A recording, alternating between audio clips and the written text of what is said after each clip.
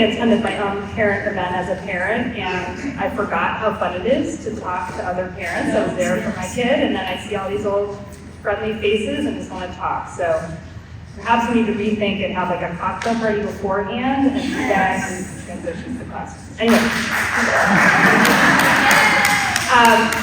Welcome everyone. It has been an amazing start to the year. It really has been wonderful. I think, of course, the weather has helped that. Yes. But it's really been a fabulous start to the year.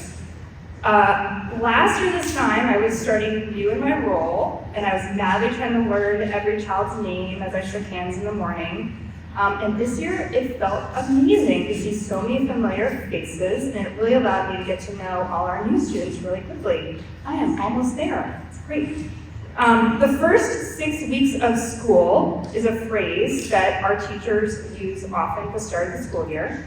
And it is the approximate time frame in which our teachers establish their routines and norms, get to know the students, and create a strong sense of community, tradition, and personality in their classrooms.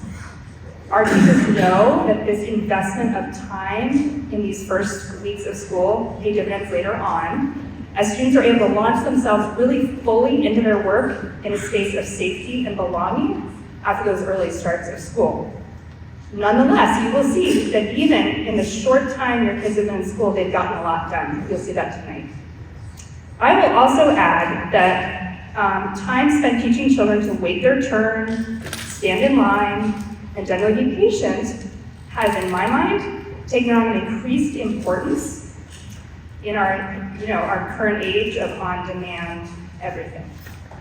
So I think these are critical development of self-regulation and executive functioning skills.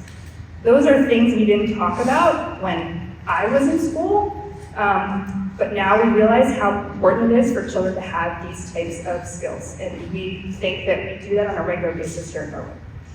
So tonight you're going to hear about your child's academic program from their homeroom and specials teachers.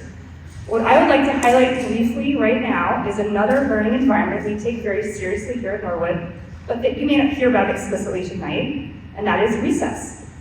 I have been out at recess every day since school started, and not just because the weather's been amazing, but that has certainly helped. But it's been a great way for me to really get to know your kids. I just go out there and watch. It is fascinating. What I see is students taking full advantage of our new playground. It's awesome. They're using both of the ball courts, one right now for basketball, the other for soccer, depending on the grade level. They're climbing, they're jumping, they're swinging, they're digging, they're running. It's gross motor skill at its best, development at its best. What I also see though is negotiating, compromising, communicating, sometimes arguing. Students are navigating different groups of friends. They're exploring new people and areas of play. Foursquare and Gaga are particular hotbeds of negotiating conflict, as I'm sure many of you here at home. Sidebar, we have not yet started Gaga yet. That's next week. We decided to give the first 2 weeks of school time to kids to get to know the rest of the playground and each other before really starting that. And we will scaffold that heavily. We hope.